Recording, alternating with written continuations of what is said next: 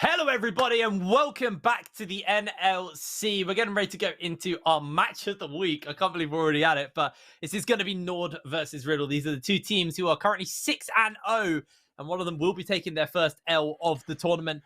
Just insanely stacked lineups here, Aragon. I mean, talk to me about these guys. Yeah, I mean, I think we're really blessed, right? I think this might even be the match of You're the muted. split.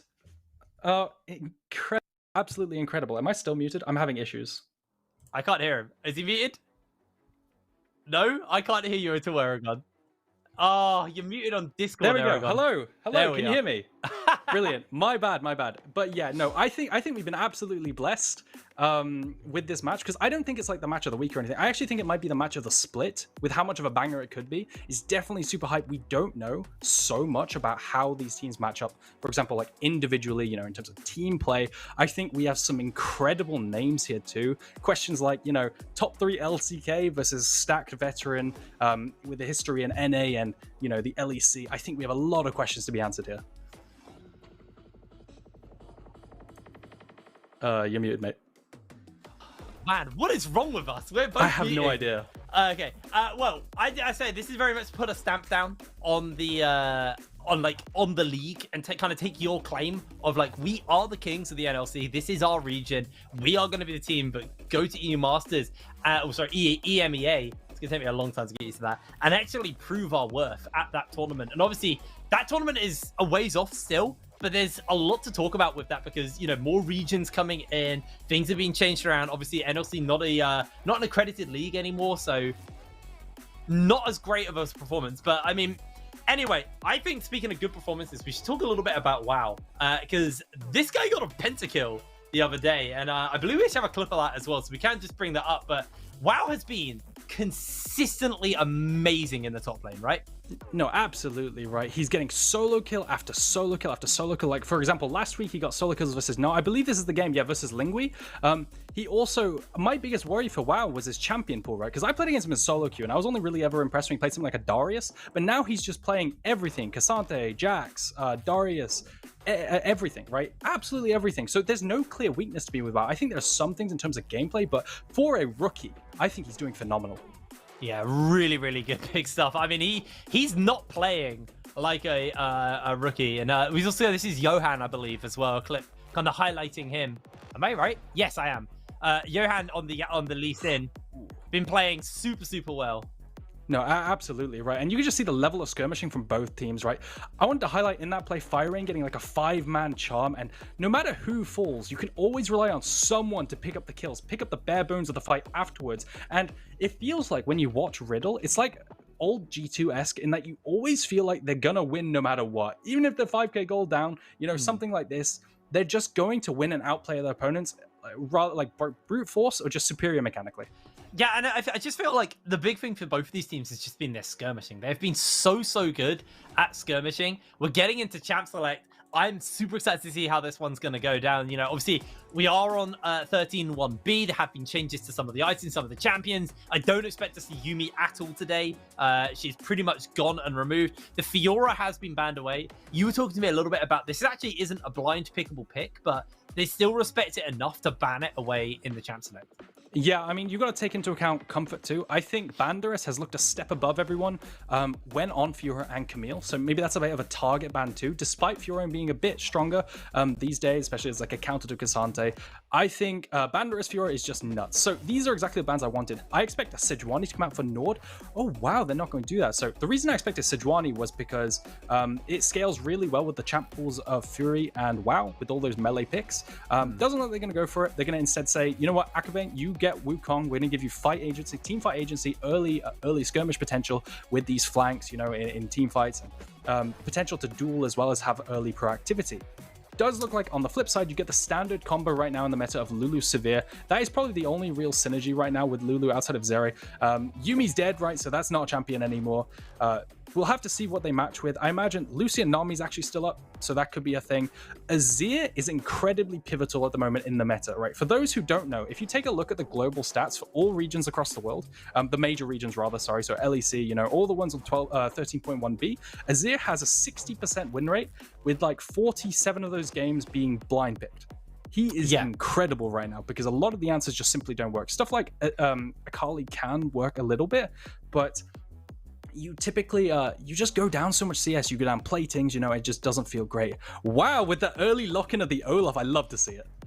That is that's a confident pick there, the blind pick Olaf. Obviously, with the fact that they've gone for the Azir, they prioritize that over the likes of like a Lucian Nami, does mean I'm expecting to see that get banned away. Gonna see what the answer is gonna be here for Banderas in the top lane. Obviously, Camille, what they're hovering on, I know we don't typically talk hovers, but Camille obviously has the ability to lock the Olaf in place. Like, his ult doesn't actually stop him at that point. He can't just get the Hextech ultimatum, so they are going to lock that in as their counter pick to it.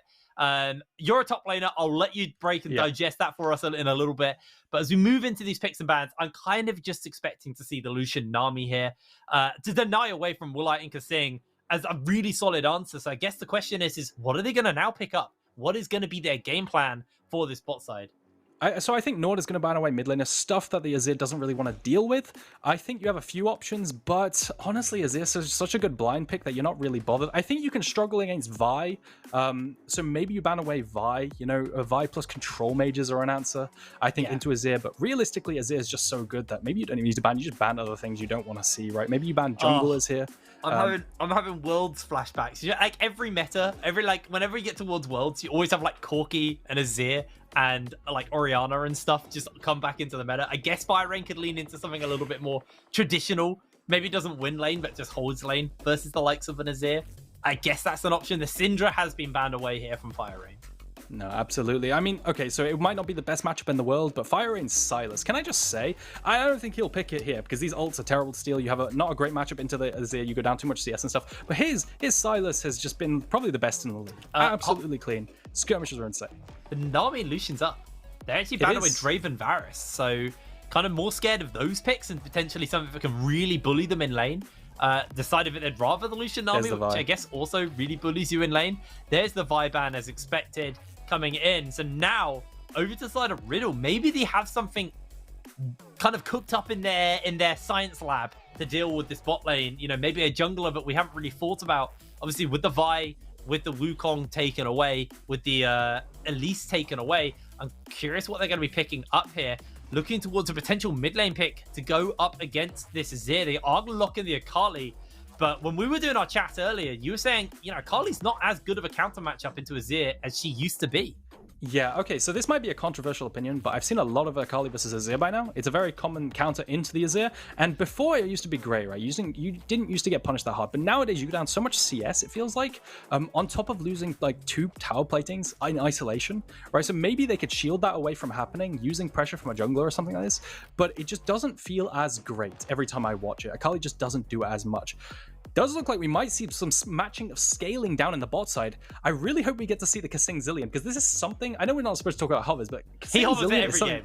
Historic, though. It's historic, right? And matching scaling, this could be a very real thing that goes well with the Olaf. If you don't want that, then you probably pick something like the, you know, an enchanter to match. You know, Seraphine is a thing. Oh, they've done it. They've actually gone for the rat and the cat.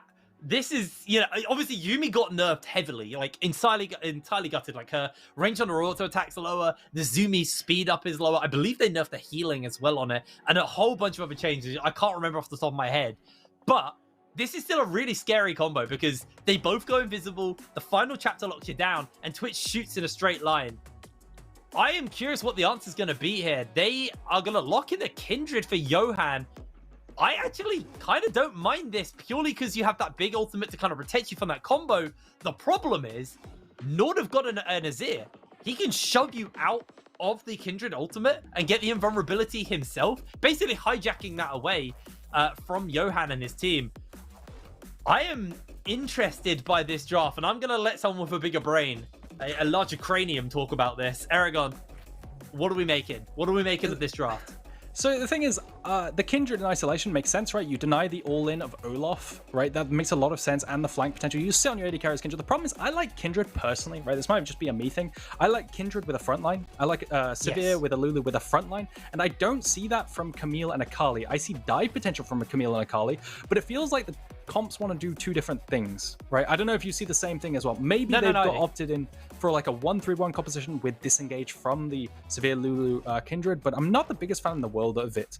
You do have free scaling bot side for the Yuumi and the Twitch on the flip side for Nord Esports, so that is the best case scenario for a Yuumi pick currently. You don't really feel the nerfs as much because you're not going to be punished in lane. A lot of the nerfs were targeted towards like Yuumi's ability to lane and bully, whereas, you know, a pick here doesn't really change as much. I think Yuumi's global win rate is really bad, so I'm trying to cope here and say, you know, what could it be? I think a win rate is like 36%, and win rates don't say everything. Maybe they're picked in suboptimal situations, but yeah, that's my take at least. I think there. It's certainly an interesting pickup in the bot lane. It's obviously one of those combos though, which is very strong and very effective. You know, you're pretty much guaranteed to kind of lock them down with that final chapter. You're guaranteed to kind of set the Twitch up. But you know, there are obviously the obvious issues. I mean, I know he's not meta, but when I see Camille and like Kindred, I always kind of think of Galio as like a solid kind of follow-up engager. Sure, into Azir, that is an insanely rough lane. But I mean, like you were saying, Akali's not as good as she used to be into the Azir anyway. So maybe you give yourself a bit of frontline capabilities. I don't know. Maybe we're talking shoulda, woulda, couldas here. I do agree though that you've got, you know, a scary amount of dive, and Kindred is gonna struggle to kind of keep up with the likes of the hook shot from the Camille, the kind of perfect execution of the Akali, the chase potential to actually get in range to save them in a dive situation. I do worry that you are probably quite correct on that front. On the other side, you know, that Azir is going to be pretty good at kind of disengaging as well from these situations. You got the Emperor's Divide. You know, the big Sand Soldier's wall to kind of push back and disengage for your team. I actually really like, as much as Yuumi's not a great champion, I genuinely really like Nord's draft in this game. Yeah, and I think something we haven't touched on, right? Because it's a bit more obvious, but something we haven't touched on is the Yuumi plus Bruiser combinations, right? To get more value out of Yuumi, she is best paired off with Bruisers, stuff like Olaf. Yuumi Olaf is a pretty notorious combo. Exact same with Wukong. So there is more value there. I was saying Seraphine and other enchanters because you take scaling into scaling, right? That's what I was leaning towards because they're also great combinations with Olaf. Doesn't look like it's going to be a case. I'm going to look to see standard start with getting vision on the red buff. Track that Kindred. Kindred, as a champion, likes to play early game in a way that's kind of similar to something like a Graves. You take all the neutral objectives, right? You take over the map early and play that way. So priority is pretty useful. Saying that they do a priority in bot side with that Lulu Severe, with that push, does look like Twitch Yuumi is going to leash as well, which lends credence even more to that. So I expect to see early dragons taken by Riddle here. Absolutely. Kind of the expectation. In that one, Fury is going to start off in this middle. As Fire Range is going on a little bit of an adventure just to kind of place some vision down and kind of make sure Akamane isn't going to be going for any like pull off a cheesy start to this game. See what they've started. They started with Q. I don't know why I was like, oh, he'll have his slow. No, they just started with Q. Get a bit of a chunk out onto Kiba, but I kind of expect this bot lane to be a little bit quiet until the junglers look to intervene in it. That was a nice little cue there from Kiba. Yeah, it's pretty satisfying. Get both of them on that front. Back and forth trading. I think they're scared of over pushing because pretty common right now is like a 3-camp clear into a gank bot lane. Really common. It's also extremely obvious, which is why they know that they have to play around it. On the flip side, you see Johan looking for just 3 camps, maybe a full clear here. Something I wanted to highlight, the reason I'm highlighting paths is Fury has actually been a weakness in the past weeks. Not last week, right? So maybe there's some improvement there.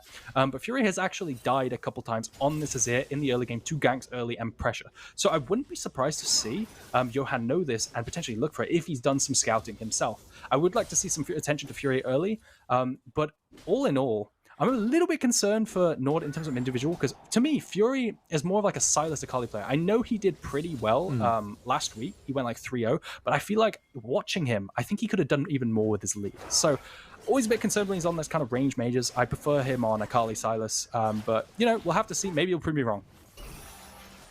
Oh, we'll keep our eye on them for now on that front, as this bot lane is, as kind of expected, to be honest, getting a little bit heavily shoved in. You're into a Severe Lulu. It's going to be a Twitch and a Yuumi, so this lane is the kind of lane that you'd expect to be playing a little bit more kind of pushed under tower, Obviously, like you said, they want to kind of scale. They want to get some time under their belt.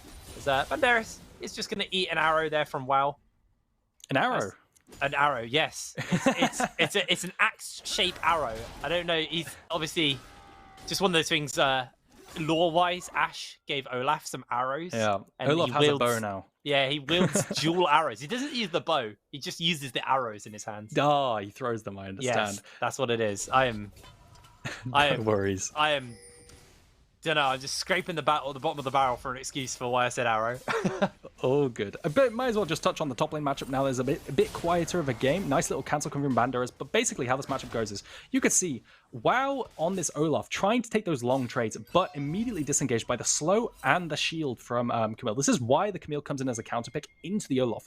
We have seen in this league Camille come in as a counter pick to WoW's Olaf, and it got destroyed. If you watched Unique Nihu's on the Camille into WoW's Olaf, he was getting solo killed on repeat when he had counter picks. So it just shows testament to show how good WoW is on his picks, you know. Absolute headache to deal with, by the way. I would hate to be Banderas or anyone playing against WoW on these kinds of picks. They're absolute psychopath picks, stuff like Darius, stuff like WoW. You just know every top laner just groans when they realize next week, guys, we're going to play against WoW and his champ pool. It's super annoying. But it does look like Banderas is playing a bit more of a fight with these short trades, with this disengage. Little engage coming out for Woolite onto Reptile here, but ultimately won't do much. Has that cull, has the sustain, and 3 potions. So nice little trade, but again, not the end of the world. It was nice there from Woolite actually to hold the expunge until the spell shield had timed out. Little things like that. It's just those little kind of mechanical things where you're like, yeah, you understand how to do this. That is smart. Anyway, actually seeing for now, Firerain did have a bit of pressure shoving in the wave into Fury there. Fury is just going to do his best to catch up, and he has got himself a minute farm lead over his lane counterpart for the moment, but we'll just be staying underneath his tower, catching as much farm as possible. Obviously, there is an element of pretty heavy scaling on both sides of these teams. I think, you know, when you're into an Azir, into a Twitch, that is a terrifying element of scaling coming in. Obviously, they still have Reptile. He's got the Lulu backing him up as a... Well, like, it's just going to spot out Riddle on this Ocean Dragon, just going to poke out a little bit, but he can't really do too much. So the dragon is going to get picked up there by the side of Riddle. First dragon in their pocket. Nice and early as well on spawn. So could be on track for a 20-minute soul if this game goes one-sided for Riddle. But I don't expect Nord just to kind of fall over and give this game away. I think they're playing this, you know, until they hit their power spikes. That is where we're expecting them to then come alive and look for play. So I guess the question is when are Nord going to hit their power spikes? When are they going to be finding a window where they're comfortable to make those plays? I think we're definitely going to see potentially a skirmish at the Rift Herald. I feel like their level 6s aren't bad at all, right? They're kind of gated by level 6s in some ways. Olaf is definitely gated by level 6s. Yuumi roaming up with Bruiser is also pretty decent. Fury misses that crucially, the wall. But yeah, I think level 6s with Wukong'el especially, I think that's also crucial. Little bits of trading coming in everywhere, in every single lane, but ultimately, no ultimates means no kill secure, because these champions are very ult dependent. Same with Akali as well. Yes. I am excited to see the skirmishing though. That's because the thing we really bigged up and something you were telling me all about was like, hey Phil, these two are the skirmishing teams, how they are teams who, you know, they want to be playing for those little fights more than the big team fights. I am very excited to see, you know, how these guys do play it out. And not to say they're bad team fights by any means. I mean, Riddle pulled back a game versus Domino where they were down 5k just because of how well Firerain played the team fight. So they are also amazing team fighters. I want to get to the scraps. I want to see, you know, how these teams do play. I do expect Riddle to maybe play it a little bit slower. Nord are a team who, once they've got a grip on the game, they do tend to accelerate a little bit faster than Riddle do. I mean, the stats don't lie. Riddle are 10th right now in their game like length versus Nord, who are first. Yeah. And obviously, you know, there will be things that weight that obviously Riddle being behind Domino obviously will offset some of that statistics, but at the same time, it does show that Nord are a team who are very capable once they've got a gold lead in their hands. No, absolutely. And this is something that I believe Kiba touched on in an interview, like way back, maybe 2 weeks ago. I say way back, but 2 weeks ago. He said, you know, guys, we're struggling to close out games. A little ult comes out here. I don't think this will turn into anything. I believe he's just going to walk on out of there. It's not going to be too bad. Now he doesn't have ulti for a potential fight at Herald. If they do decide to shift over to mid lane, they will not have ultimates, and that should go over to Nord, because you don't really want to contest without ults, without severe ult. But honestly, Riddle kind of playing to their win condition so far. Getting that sub 6-minute dragon means that they're early on the dragon stacking, like you said, and this is exactly what we touched on in Champ Select. Kindred as a champion functions a lot like a Graves early, where you stack neutral objectives really freely, using that priority from the bot side with the double range champions in that Severe and Lulu, and that's why I expect to see happening. Keep see happening. Yeah, absolutely. You kind of expect this bot lane to be pretty Riddle favored, at least for now. I'm excited to see, you know, when the stealth chapter comes out from Kasing and Woolite. That is why you pick this lane, just to get those really powerful and really effective flanks. Nord are turning their attention towards this Rift. They are doing it on top of a ward. Johan has his ultimate. He can come in and bait the smite out. Not going to land it in time. Jumps over the wall. Is just waiting for that Dance of Varus to come back up. Or is he? Because he is chasing in. Banderas actually closing in on the gap. Fury can come over the wall and send Banderas back. It looks like the fight is done. Neither team wants to overcommit. And Akabane did use his Cyclone, sure, but it did mean he got out. He secured himself the Rift Herald for his team. Now the question is where is he going to place that? Where is he going to look to put that down? For now, Woolite and Kasing took their pressure and actually turned that into a plate in the bottom side of the map, because roamed over to try and help in what potential fight could have broken out on the bottom side, on the top side of the map.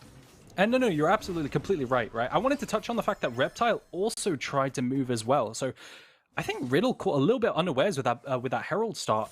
Reptile and Keeper were just straight up late, and the Herald was already like half HP whilst Reptile was at blue buff trying to walk. So Reptile tries to make it there, doesn't make it in time. On top of that, he loses a wave and a plate. Kind of indecisiveness, and this is a thing that all of the NLC, I hold that thought. I think he's going to be fine. But this is something that a lot of the NLC are struggling with, being late on the Herald. I don't think that'll turn into anything. It's incredibly hard to dive Olaf, as the lower he gets, the more damage he gets, essentially. So, incredibly difficult. He might just get run down here. Doesn't look like it. Banderas found out, but yes, the lower health Olaf gets, the more damage he does. Pretty rough. Good stuff. Nice stuff there. Wow. Oh, here, this is it. This is it. They pop the ultimate. Instant flash out by Reptile. The polymorph comes down onto Woolite. He loses a lot of HP here. Kasing is chasing up a Reptile. The flash out. The kill. Kasing with a final bop on the auto. Secures it, a 1-for-1 trade. And the supports get the kills. And the 2v2 going even. I think this is what we saw. Two extremely talented bot lanes paired up against each other, and they go straight up trade evenly. Now, who does it favor? You've got to ask that question. I think this favors Riddle in a way, potentially, because now they secure Dragon, but it does look like maybe Nord can make a play onto Banderas here. I don't think he can survive this. Oh, Akabane going for one more spin. A tower shot might just be enough. Wow's taking a second. He's not! Oh, come on, Wow! That was one more tower shot than you needed! Akabane goes down! Fire Rain? Fire Rain slides in with a perfect execution, and Wow is shut down. Riddle win the fight topside.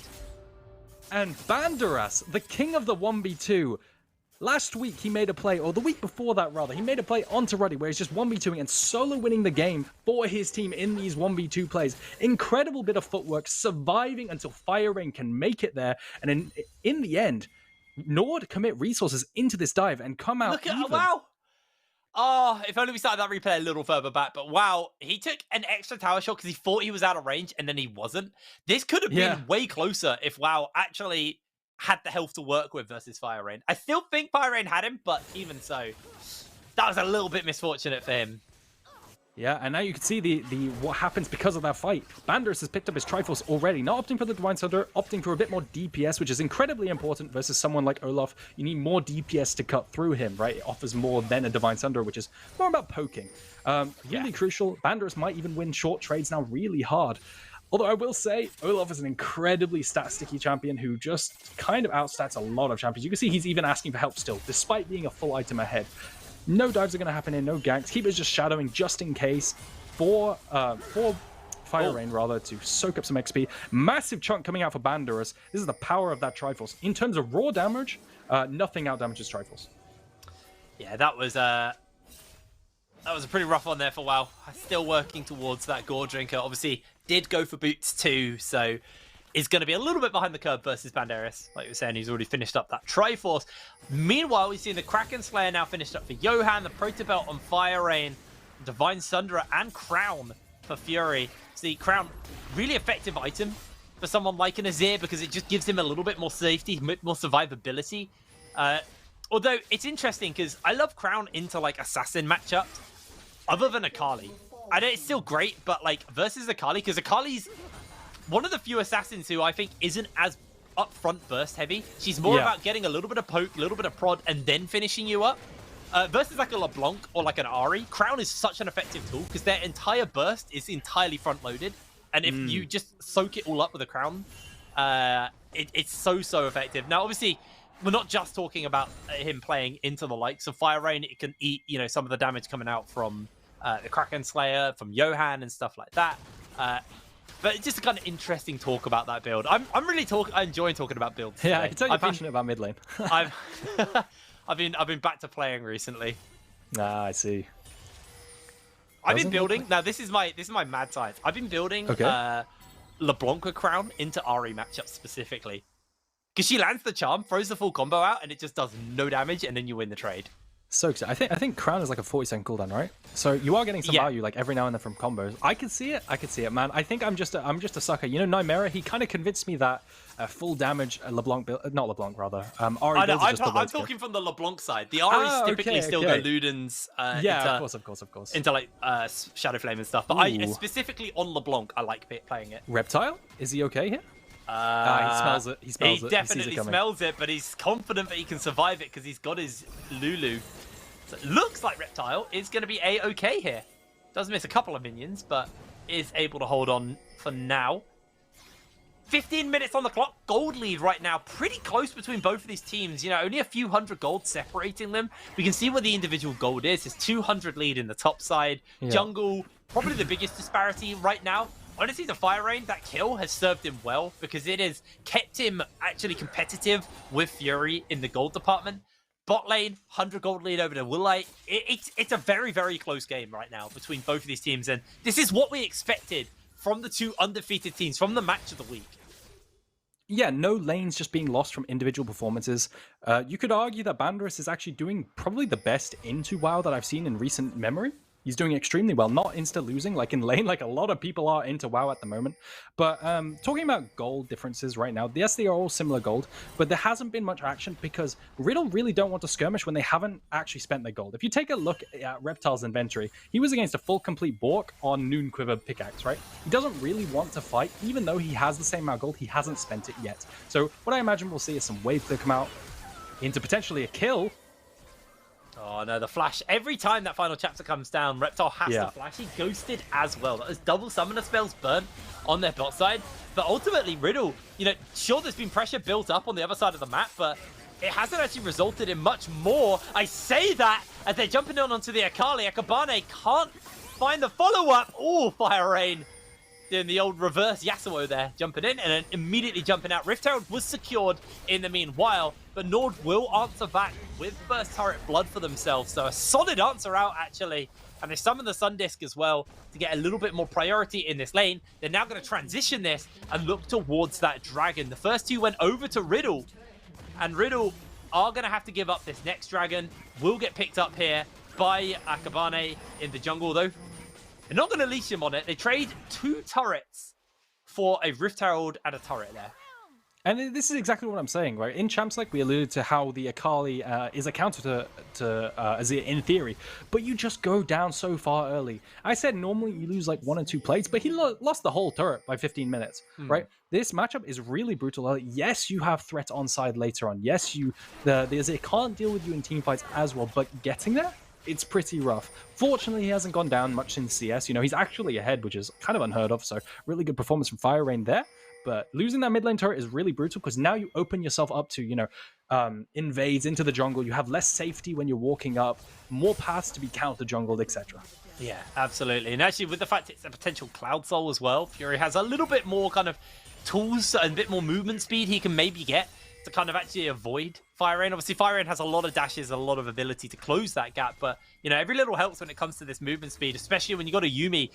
WoW could become very scary if he gets Cloud Soul plus Yuumi plus Ghost plus Ragnarok. Like, he will just run to any point on the map wherever the squishies are and chase them down. It'll be really, really scary.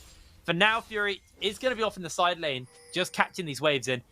He's maybe doing a bit of baiting here. It shifts in to the bush. They're going to look to try and jump in. In they come. The knockback into the Cyclone. The final chapter lands onto Johan Van Harris, buying a little bit of space. His keeper's going to survive for the moment. Akabane gets the double. Picked up for his AD carry. The flash out for safety is Fire Rain. Looks to finish up Fury. He's able to do so.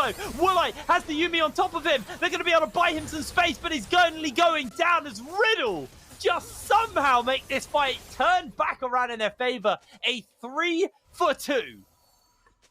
And an absolute nail-biter. You had no idea who was going to win from the start of it. It looked like it was going Nord's favor. I'd love to see a replay of that because I really thought Nord was going to win. But then, Fire Rain, he might have overstayed his welcome. I think he can get out there with an E, but it does look like WoW's going to follow him with that flash. He's just dead. Yeah. He's down. Bye-bye. Wow, scary. Let's have a look at the fight again. Honestly, Johan being very effective. They're buying so much time that they could get Fire Rain with the teleport. That ultimate coming out from the Kindred genuinely changed the tempo of that fight and honestly won it for Riddle. You could absolutely tell he was terrified though, right? Like he ulted instantly. I think he could have held on to his ult a little bit longer and maybe played it out and bought more time. Maybe they turn around even better. But he was so scared of the upfront burst and being chain CC'd into dying and not casting the ulti that he just put it down. And then I genuinely think that was a Yuumi difference. It felt like Nord were down a champion. I don't know if you felt the same way, but they had Yuumi there and it didn't feel like it existed. So is this a result of the changes? I'm not sure. We'll have to see more skirmishes, but in that fight, I think if you have any other support, you just win that from numbers advantage. Yeah, absolutely. Well, for now, looks like it is a bit of a return to the normal. Blade the Ruined King has been finished up for Woolite. We'll be building towards his next item. They are just funneling as much gold into him as possible. I'm assuming he's going to go Kraken Slayer, as most Twitches typically do go. Fire Rain building now. Got that Hextech Alternator. I'm assuming going to be a Shadow Flame for himself. Get that additional Magic Pen, plus the passive Magic Pen you do get from that Protobelt. As the Rift Herald gets summoned in the mid lane. But honestly, they might be able to stop this charge from even coming down if they rotate enough members over. It looks like they might have been a little bit too slow to the punch. Obviously, with this tower already down, might be a little bit harder. Going to try and get behind the eye and pop it. Nope, the charge does break out. So they do get a little bit of damage to that tower, but ultimately can't really get much more than that, unfortunately. Had to be a bit of a desperation one because it was about to time out from Johan. Yeah, exactly. And you want to place that down, get as much damage down on that turret as just take it later, you know? Does look like with that pressure, Banderas is going to transfer that into a bot lane tier 1. And the game is just going to continue at a relatively slow pace. We're probably going to see, you know, like we were saying right at the beginning of the show, these teams are team fighting teams. They love team fighting. So I imagine what we'll see now is a rather explosive fight at this dragon. On the flip side, you could see Nord potentially say, you know what, guys, you have this dragon, you have third dragon. I wouldn't personally do that because I value Soul Point a lot, just in case the enemy get another one. So I would expect to see both teams contest vision here, move down. Both top laners right now, both people top lane rather, have teleport. So I think what we'll see is maybe some flank wards for, you know, the Azir to flank, and same with the Camille. But yeah, that's exactly what we're seeing now. Vision coming down, and I want to see people defend this too. Alrighty, well, 21 minutes on the clock. Gold lead still very, very close. This might actually be the closest game we've seen for the entire tournament for a long, long time at least. As expected from these two teams, neither team wants to make a game-losing mistake or a big mistake. As Fury just going to shove down the Rift Herald, not the Rift Herald, the Solar, Sundisk, the Legacy of Shurima. Basically just buys so much pressure in that mid lane. Someone has to go deal with that. Nord can quickly secure themselves the crab here. They're actually not looking to put too much attention into that dragon. TP coming out. Ooh. And that was super cheeky. I love believe that. Banderas was spotted though. But lovely little escape there. And now ultimately, the pressure Nord just bought themselves is somewhat gone and somewhat evaporated. They are still going to get first move into the river. But ultimately, I don't know what more they can do with this. Maybe they can just turn this into the dragon. It looks like Riddle aren't comfortable in actually fighting this one out. It's only the second Cloud Dragon over to the side of Nord, so it looks like Riddle are okay to give this up. Yeah, I feel like this is just such a high level of macro that we haven't seen, right? You can definitely tell these are the top two teams because there's such high level of side lane play. Gambits where you like pretend you're top lane, then TP to the dragon, and then all of a sudden the team has lost their vision at dragon. But it does look like Riddle weren't comfortable enough. Like you said, maybe they weren't comfortable because Fire Rain hasn't got his flash. You know, maybe they want to wait for summoners or something like this. Decide, you know what, we're not comfortable with this fight, even though we've run you around the map a little bit. Because you could tell they didn't really want to contest out that dragon. They were trying to shift towards the Baron instead to potentially threaten the Baron take. Even though their Baron isn't that quick. Yes, you have true damage from Camille. Yes, you have a severe, but it's not exactly that amazing. Your best Baron taker there is Kindred, so I think all in all, it's flawed to even try and threaten the Baron. I don't think you've taken time, and I think Nord know that. Yeah, I think you're completely right on that front. They're just going to play it nice and chill, just wait for these kind of power spikes to come in. And I think that's the big thing is, you know, the power spikes, once that Civic gets that third item, gets very scary. Obviously, same for Twitch can be said, though, as well. And I mean, right now, pretty much everybody's on their second item. You got the Quick Blades and the Kraken Slayer onto Reptile. You got the Bork and the Kraken Slayer onto Woolite. Shadow Flames now picked up as the second item along with their Mythics for both of the mid laners. You know, it's only really these junglers. And even that, Johan's got his Black Cleaver. Akabane probably not too far off, I believe, a cleaver for himself off looking what items he's got in his inventory. So everybody is pretty much set up there. Interesting to see things gone for the Putrefier because this patch they removed the sharing the Grievous Wounds on the Putrefier. It doesn't actually give Grievous Wounds to your teammates. It's purely what you can apply. So interesting that he actually still went for that item and completed it as well. Because like you were saying, you can kind of still get your value for money just by building the Nullifying Orb, or not Nullifying Orb, that's the rune. Yeah. Oh, I can't remember the name of the item now. Well, the basic components, you mean, right? Yes. That's really going to annoy me. Oblivion Orb. Oblivion Orb, thank you. I knew it was an orb of some sort. You were thinking about Nullifying Orb as in the rune. Yeah, I got the rune muddled up with the item there. No. But what we're seeing out of, in terms of gameplay, is I wanted to highlight that Banderas actually has a sweeper. That tells me that he's consistently going to look at flanks. So I'd imagine what he's looking for now is playing to a side lane, getting push in that lane, because he is winning in that 1v1, going to permanent push, and then move with that sweeper to clear up vision and eventually try to find flanks on these immobile carries, in that Twitch especially. That's the gameplay I'm seeing. He also has the sweeper for team fights later on, really important for finding flanks, because I think that's the way they win with this Camille and Akali. They side lane 1-3-1 and look for flanks in team fights. Very interesting to see a game kind of, you know, take that kind of back seat and aggression and, you know, kind of going down to a more smarter, slower pace game versus what we're used to, which is kind of just blind aggression, to be honest. I think a lot of NLC has just been blind aggression and one team pulling ahead and then controlling the game from there. Like, that has pretty much been NLC summed up. And it's nice to see, you know, our two best teams not just headbutting the whole time. There have been skirmishes, there have been fights. It's not like nothing's happened, but I think they've both been very respectful of each other and playing around when they think they have control of these fights in these areas. Yeah, sorry, I just wanted to build off exactly what you said. No, I completely agree with you, right? I think normally we see mistakes that are, you know, unforced errors, right? But we're not seeing that. We're not seeing like individual mistakes making you lose opportunities. Like last game, Severe kept losing her summoners so that they just couldn't contest dragons, right? This game actually feels like it's a game of chess, you know, using your brain rather than just your hands. And it does feel like macro is incredibly important. You constantly see the shifts from sidling to try and look for picks and proper vision placement and stuff like this. It's really good to see. Yeah, it is very refreshing to see as well. Yeah, exactly. Obviously, both of these AD carries are looking just to try and hit that 6-item mark where they can really take over the game. It looks like Wow's denying Woolite, taking some of those items, some of those minions for himself. But I believe, looking at the fact he's basing in his inventory, he should have his Hurricane, his third item, finished up.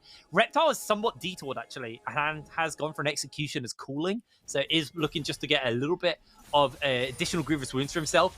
I'm curious to see if he actually deviates away and just sits on the execution as cooling, like you said you can do nowadays, or if he's actually happy with the attack speed that the Mortal Reminder gives him and just decides instead to finish that item up and kind of get another Zeal item under his belt. Obviously, go ahead, sorry. He's got Kraken Slayer, so he gets that passive attack speed for every finished item as well. So more attack speed for Sivir, the better. Yeah, no, absolutely right. I was gonna hop on there. That also now Mortal Reminder builds out of Last Whisper, right? So there's even more of an argument to build it. Careful with Banderas though. He's flanking, but he's gotten caught.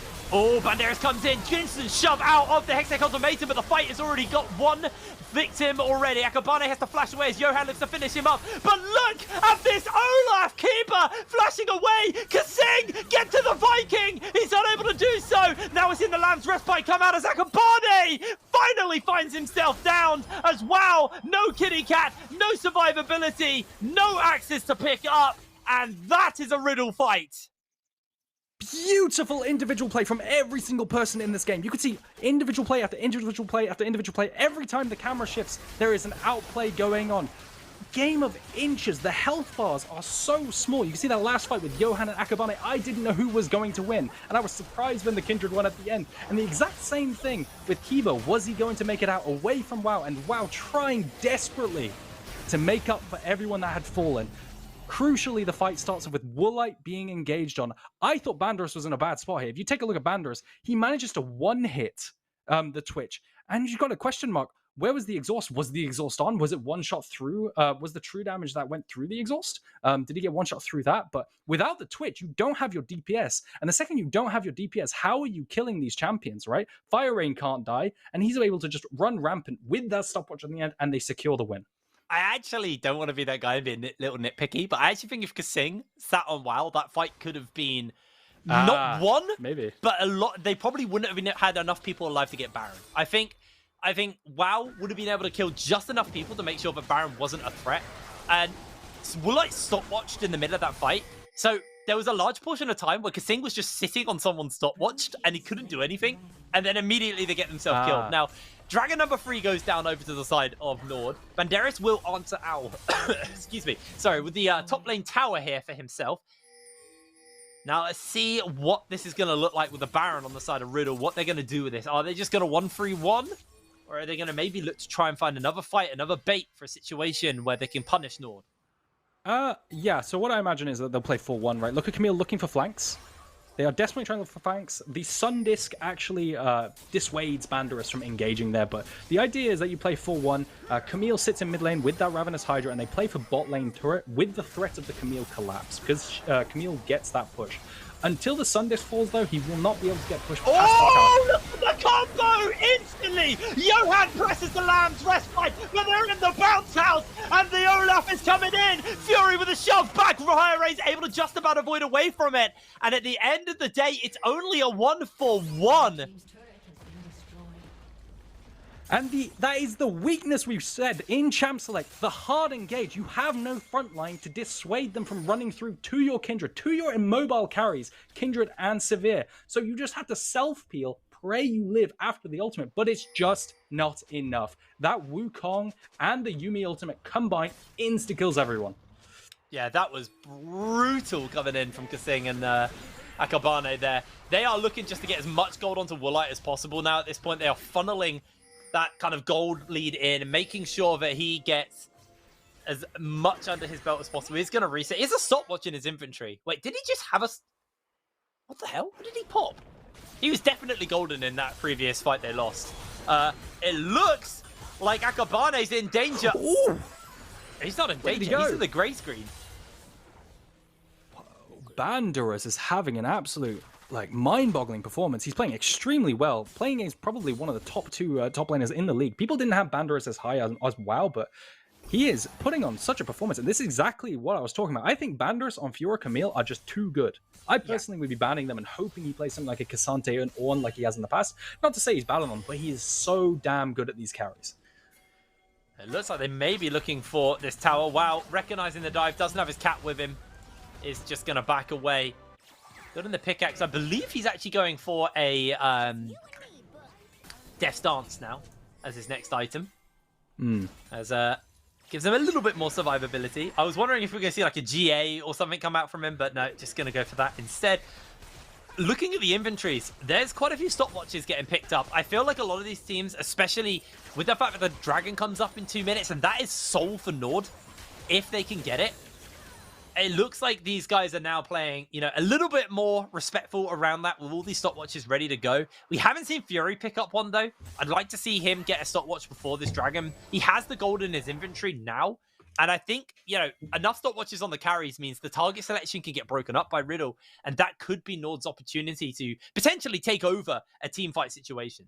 Absolutely. And I want you to pay attention to the stopwatch in the Twitch's inventory, because how these fights have gone so far is Banderas will jump on the Twitch, but now he can't do that anymore because the Twitch will just stopwatch, Woolite will just stopwatch, and Banderas will be left to die. So these team fights just got really hard for Riddle, right? At least until Woolite uses that stopwatch. I'm a little bit concerned because this next Dragon fight, if Nord get this Cloud Soul, rather, it synergizes really well with Olaf, right? Olaf will just be able to run through everyone with this Ghost, with the Cloud Soul move speed. I'll be a little bit concerned because that's exactly what Riddle don't want. Yeah, exactly. We talked about how they hate hard engage because they're just isolated carries. They're just 80 carries. They don't have any frontline. So this move speed could be really crucial. I mean, he's going to have that Ragnarok as well, so there's going to be no way to stop him other than killing him. And he's quite tanky at this point. He's level 16. Johan almost eating a little bit of poke there. Fury has actually decided to not go for the stopwatch and instead finish up his death cap. Wants to hit that third item, wants to get that additional damage under his belt. And that could be the difference maker. But the problem with this is it does leave him exposed. It does leave him, you know, potentially pickable for the likes of Banderas and the likes of Fire Rain to jump on. They'll recognize that Woolite has a stopwatch and they'll recognize that he is a potential target that they can pick up. So I'm going to be interested to see how this fight goes down. Dragon up in 23 seconds. Nord actually kind of just leaving it alone, deciding they want to step away and maybe looking for a bait with WoW being in the top side. They're actually sending multiple members up to the top side. Same for Riddle here, but this Dragon being given up potentially here by Nord. They'd rather actually just shove out this top side, but there's potential for this dive. This is very scary. They're teleporting in. They know they're cut off. They know they need every member available. Woolite has gone invisible. Banderas. They're going to throw the final chapter onto Banderas. He has to flash away. He's going to get locked down. In comes the Olaf, immediately having to jump out, though. Ghost has been popped. Ragnarok's popped. Fury jumps in. Banderas jumps straight onto Woolite. The stopwatch comes out to buy some space. Dumping in. Massive knock-up. They've already got one. It's a 1-for-1 so far. Everybody's going golden. Everybody's going low. Wow. Low HP. Johan chasing him down. The shields are still keeping him up and alive. Fury on the run. It went so bad for Nord so quickly. And Johan is just untouched as the fight ends. Banderas finding that crucial engage, doing everything he can, flashing forward to find Woolite on that Twitch. And in the end, it connects. They managed to take him down despite that stasis we were talking about. And in the end, Riddle secured themselves this Baron. I will say, though, Fury on the opposite side, he does secure that Dragon. Does he? Unless he gets collapsed on. He might get collapsed on here and just lose his life. I wonder if he'll be able to take this in time. I don't think he will.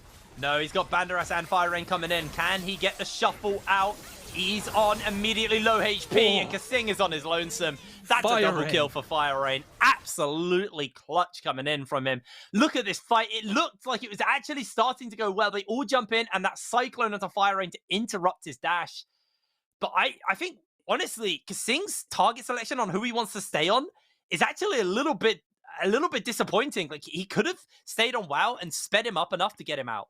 And I think at the start, the final chapter value, right, just keep going on Kasing, the final chapter value just wasn't there. Banderas was just below the final chapter effect, right? So he was not getting snared. And in the end, they had to fight without a really big ultimate. You know, no one wants to fight inside of a final chapter. Everyone tries to run away from it. So without that tool, they just were down an ultimate and they just lost, right? It was absolutely brutal. I will say, though, Akabane had some really well-timed ultimates. He managed to cancel reactively Fire Rain's R2, his, I can't remember the perfect execution, part 2, mid-air, which is really insane. So just really good mechanics all round. Yeah, really, really good stuff. 10k gold lead at this point, but we are kind of at that point where like that gold lead isn't as detrimental as it maybe could have been. Yes, there's a 2k gold lead onto Fire Rain over Fury. They're not full build, so it does give them at least an item or half an item advantage over Fury. But Fury level 18, he's feeling quite comfortable. Got that death cap. It's just going to be able to clear away through these waves. Obviously, the bonus magic resist from the Baroned up minions does make his life a little bit harder. But honestly, so far, Riddle with this Baron haven't really been able to achieve too much yet. And maybe this is them struggling to kind of close the game out a little bit. They've got the advantages, they've got the leads, and they've got the pressure, but they are playing it a little bit more slow, a little bit more tempered than I expected them to do. And this is their second Baron, by the way. They've had 2 Barons in this game. Have they actually? Wow, this game is completely blurred because it feels like non-stop action. We've blown way past Riddle's average game time at 34 minutes. It's now 38. I wonder how much longer this game is going to go. Are we going to go to Elder and Soul, or is this 1-3-1 going to end the game? You could see they're desperately trying to find Engage's topside onto Fire Rain's Akali, desperately trying to slow down the siege, but it looks like this mid tower is going to go. Yeah, I think that mid tower is finally down, but they have bought a lot of time off that Baron, backing away for the moment, just seeing how much longer's left. They've probably got one more wave left on that Baron. They actually don't even take the inhibitor off the back of that. Johan may kind of hang around as Banderas is going to be able to crack open this tower, puts up the Sun Disc, and with the Baron falling off now, they have been able to open up all of the inhibitors. They haven't actually got them yet, as Akabane has to jump back. Fire Rain gets a big chunk onto him, and they are able to hold one inhibitor for now. The mid lane inhib falls down, and with Baron falling off now, it is going to get harder and harder. But with the towers down, I do worry that there isn't the opportunity to hold. Woolite's coming in. That's his opportunity to open up. Fire Rain already takes a lot of HP. Down he goes to shut down the lockdown. The Cyclone. And 2 kills picked up for the side of Nord. They find an opportunity to fire back. They hold 2 inhibitors as well off the back of that. Only mid inhib is down. Really, really nice stuff from Woolite and Kasing there. Oh, and you can see Woolite's damage coming in. Nearly half hits Reptile in like 1 auto attack. And then this hard engage kills Johan before Johan can even place the Lamb's Respite. I will say that this siege was pretty bad, right? Yes, they took some towers. Yes, they got a little bit of gold. These towers are not worth that much gold. On top of that, they got the worst inhib possible, right? Mid lane inhib isn't the best. It's not great. I wonder how much Nord are going to take here. What are the death times? 20 seconds. Can they end? Surely not. I'm not sure if they can end, but if they get mid-inhib, then that completely just makes that last play entirely redundant. There's not going to be pressure in the mid lane. They've got 1 minute 20 until Dragon Soul. This is Soul for either team, by the way. We talked about the power of WoW on Olaf with that Soul. Ragnarok mini can't get CC'd. The Ghost, the Ragnarok, bonus movement speed he'll get off the Soul as well. He is going to be a menace. There is a ward, a pink ward at the base. And I do worry that maybe Banderas just TPs in if they feel like there's an opportunity there. We'll have to see. Yeah, I mean, that's a dangerous game to play, right? That's a very dangerous game to play. Trading Soul for inhibs is always dangerous if you can't end because they get Soul, despite getting inhibs, right? And then you're just funneling them more gold, and it's becoming even harder to play. So I would say I wouldn't be the fondest of Banderas. Maybe I'm more risk-averse. Right? Yep. I wouldn't like trading inhibitors for this Soul and potentially trying to play a mind game like that. I would rather just prep the Soul properly. Yes, you have to look for flanks, but he's got to be careful not to get picked here too. A bit scary, but at the end of the day, Camille escapes are just too good. It's interesting as well because I feel like you know, normally I'd be more risk averse with a Soul, but at the same time it's Cloud Soul. But then it's an Olaf and it's a Twitch and it's like. It's so many times where you're like, actually, this is the one time where like Cloud Soul is genuinely terrifying for either team. Looks like though at the moment, Riddle are the team who have first move onto the Dragon, and with it spawning up, they may just try and blitz it down. Nord may be willing to give this one up for a pick onto Banderas. They might feel comfortable. They get the slow off the Yuumi, but WoW can't stay. Soul's going to get secured here. And ultimately, nothing gained there for Nord off the back of that. They just didn't feel comfortable to contest. They thought maybe at the least we can get a pick onto Banderas and buy some pressure towards the potential Baron that spawns up in 10 seconds time. Now the difference is Nord have pressure on that mid lane. As Banderas has been found, he has to flash away immediately. Woolite gets a huge chunk out. I think that was a Kraken Slayer proc. And then this is really massive. Watch this next fight. Banderas no longer has Flash ulti, which is the bread and butter he's been using to catch off Woolite every single team fight. He no longer has that. Engage is going to be so much harder. They're jumping in, though. They're going to get the redemption down for the heal. The knockback. Woolite is low. He's going to get the revival off for the moment. A lot of CC. A lot of grey health bars. Everybody's low. Oh, no, this is not going to be it. Fire Rain mopping up that fight with Johan on the back line. Riddle get the ace, and it has been a slugfest for them, but with a 10k gold lead and the death timers to boot, they are finally going to take this game. Good ult from Johan as well, just to make sure that they can take this in here versus Nexus. 42 minutes on the clock, and Riddle remain undefeated as they take out Nord. Yeah, I'm out of breath. What an absolute nail-biter of a game to watch. I can't imagine how the players are feeling. That's definitely something I want to ask them. You know, these kinds of games where you think you're going to lose despite being so close to winning, I was terrified for Riddle because honestly, they'd earned it after repeat fights, but it always felt like, because of how well Nord were playing these fights, it was always comebackable, you know? Yeah. I think this might have been one of the longest games of the split. Right? I would love for someone to verify it. It was a very long game. I would love for someone to verify that. I genuinely want a replay of that final fight because I don't know what happened. That game that just exploded. Oh, thank you. Beautiful. So I think the big thing was it was just the amount of Guardian Angels. There was 2 GAs and a Zhonya's on Riddle, and when they got low, it was consequence free. Look, Fire Rain and I think that's Banderas. Yeah, just went so hard to kill. Oh, just beautiful fight. Yeah, I think the big thing there was, despite trying to dive, they never actually made it onto the backline. You see, I don't know what's going on here, but they tried so desperately hard for the Olaf, for the Wukong, to make it to that backline, but they just died before they even got there, right? That was the problem. The dive did not work. And then Banderas also found Woolite. The second Woolite dies, the game's over. Like, the game's done. Yes. It's completely done. So, really well executed. So, I need to ask you a hard question now. No, MVP. don't do it. Don't do it. Who was your MVP for our match of the week? Is it weird that I could barely remember the game because it felt like constant, such high octane fights? I've got 2 people. I think I'm curious who you think. So I'm gonna ask you first, and then I'm gonna see if they match my 2, or even if any of them match. Banderas, Fire Rain.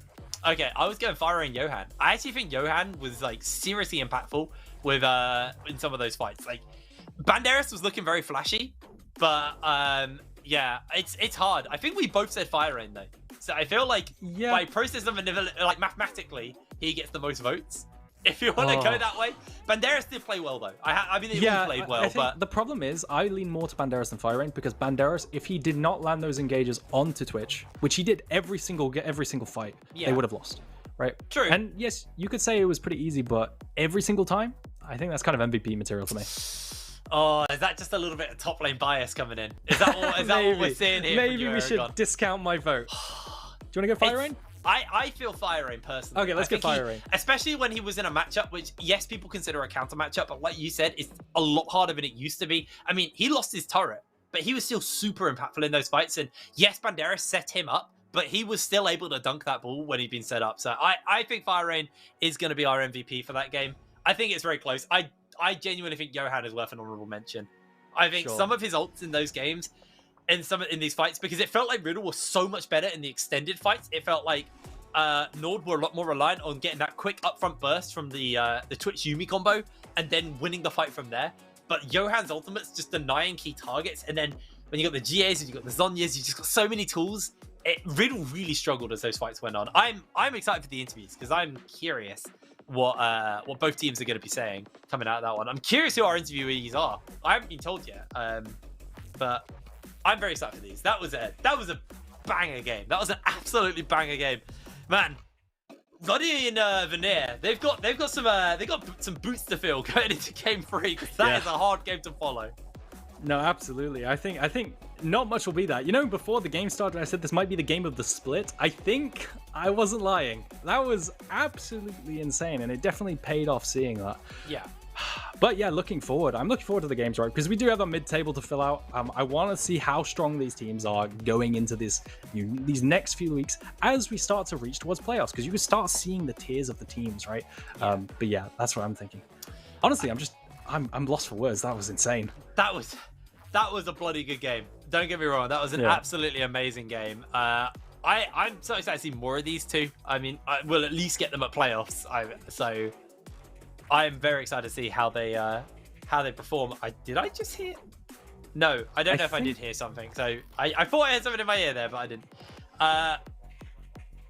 Really, really solid stuff coming in from both of these teams. I don't think though that really sold me on one team being better than the other. Oh no, absolutely not. I think we have an S tier. We have an S tier. I think they're both like S tier teams.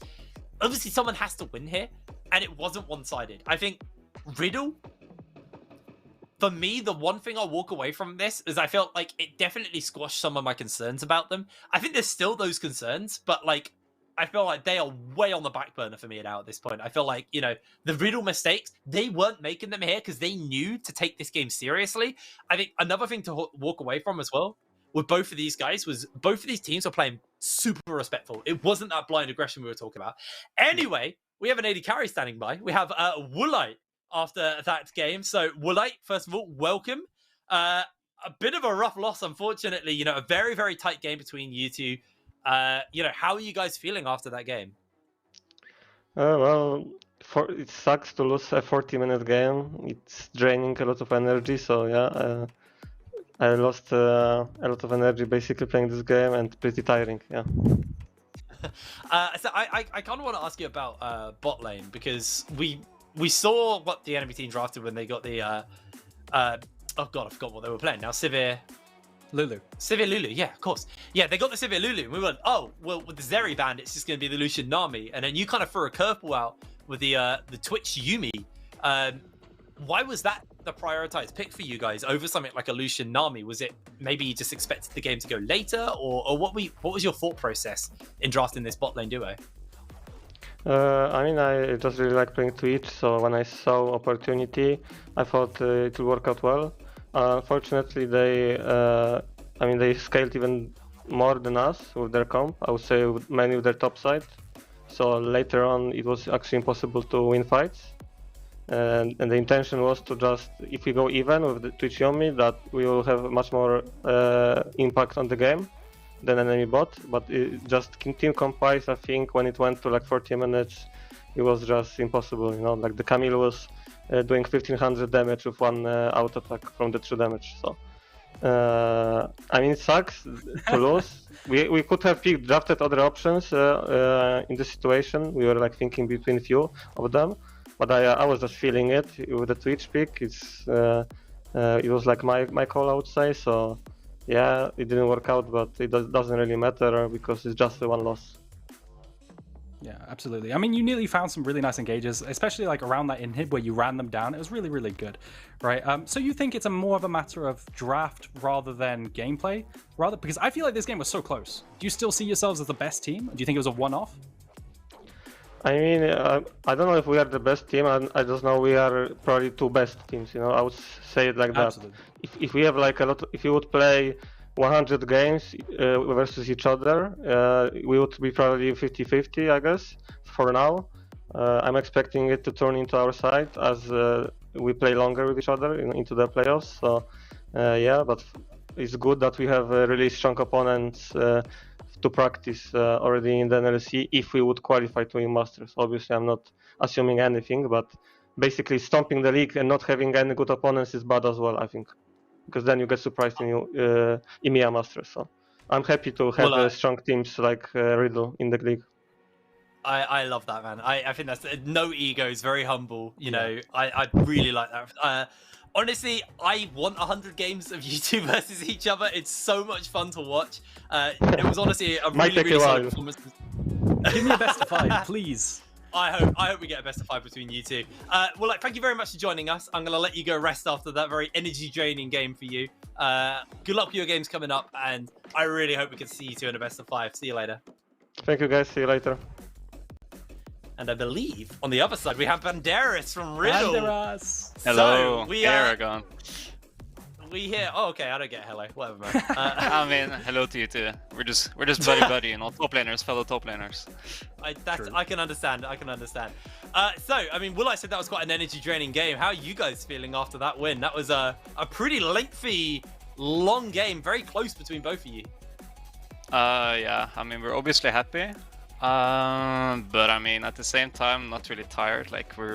This was just one game, we did a BO1 today. Yeah, if you get tired of just one game, then good luck in the best of 5 with a lot of games like that, Okay. The trash talk coming in. That happens a lot with Banderas interviews, I noticed. No. Okay, so I want to bring in some spice, right? Because I feel like you did pretty well today, right? And WoW has been solo killing other people. I want you to give me a little mini tier list of the top laners. You can say yourself as number 1 if you want to, but give me a 2, 3, 4 sort of thing. Yeah, okay. Who you play against? Yeah, I mean it's a little bit hard just to say of one game, right? But if I had to do a tier list, like I think Rifty is probably the second best. Of course, I say second best because I place myself high. Rifty, then I think honestly not many people are gonna expect it, but I think actually no, I think Nidle is probably third. Vao is number 4. Spooder number 5. Fiump, aka Flaxish. I think he has high ceiling. It's just he hasn't played in a while, right? And then Nihus. And did I forget anyone? Where's WoW? WoW was 4th or 3rd. Yeah, 4th. Oh, okay. Okay. I didn't hear it either. I thought you put Flimpum in 4th. Wow, No. Okay, I'm not shit talking like that. No. That was good. I was say, you're gonna have the whole French region against ranking, you, mate. Yeah. No, this ranking is like I think Vao can be the best player out of the rest, like for sure. It's just he has champion pool issues, right? And you see that today. How it affects them, right? Like they're ending up having to match our split, right? And then don't have TP. And like yes, they have Wukong engaged, but it's like not reliable enough, I guess. Like if you had Vi, it could be more reliable. But we can always disengage with like Severe Ult, Kindred, like we just kite back, you know. So unless they get a good angle, they can't really just engage into us. And you see like us taking advantage of that, just going side and they can't really match. Yeah. That's exactly something I noticed as well. When they were playing versus Domino, you know, he always has his ghost flash top laners. And Domino were finding angles with double TP into that, just TP advantage. And they just can't play. It's really difficult. Well, Banderas, honestly, a very, very fun game. Probably one of the best games we've had of the season so far. So congratulations on the win. I look forward to seeing more of you guys. And speak to you soon, all right? So we'll see you later. Yeah, shout out Jord. Banderas woke up and chose violence there. Like he's got the whole LFL against him now after that one. Remember, NLC is a French region, and our fan base are going to be well annoyed about that one. Guys, we are going to throw to a break though, because we do have to get onto game number 3. Coming up after that, it is going to be Ruddy versus Veneer for game 3. So don't go anywhere. We'll see you in a moment.